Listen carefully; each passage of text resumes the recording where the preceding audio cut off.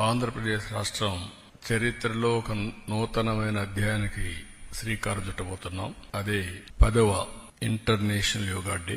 ఇది ఈ సంవత్సరం జూన్ 21వ తారీఖున ప్రపంచం మొత్తం జరుపుకునే పెద్ద ఈవెంట్. అదే సందర్భంలో భారతదేశం ప్రపంచానికి అందిస్తున్నటువంటి ఒక గిఫ్ట్ గాని లేకపోతే ఒక ప్రత్యేకమైనటువంటి కార్యక్రమం.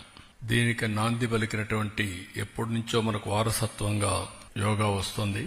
కానీ దీనికి ప్రత్యేకంగా గుర్తింపు తెచ్చిన వ్యక్తి ప్రపంచం మొత్తం నరేంద్ర మోడీ గారు. Yoga is a science, yoga is a legacy for India. అదే సమయంలో ఎన్నో వారసత్వ సంపదలకి మనం కారణమయ్యాం. హిందూ నాగరికత అతి ప్రాచీనమైన నాగరికత. అలాంటి మన దగ్గర వచ్చి ప్రపంచం మొత్తం చదువుకున్న రోజులు రాను రాను ఇవన్నీ కూడా అనేక దాడులతో లేకుంటే వేరే వాళ్ళ పరిపాలనలు ఇవన్నీ కనుమరుగయ్యే పరిస్థితి వచ్చింది. అలాంటి ఒక్కొక్క దాన్ని మళ్లీ గుర్తింపు తేవడమే కాకుండా ప్రపంచానికి దీని విలువ చాటి చెప్పించి వాళ్లు కూడా అమలు చేసే విధంగా తీసుకొచ్చిన ఏకైక వ్యక్తి నరేంద్ర మోడీ గారు.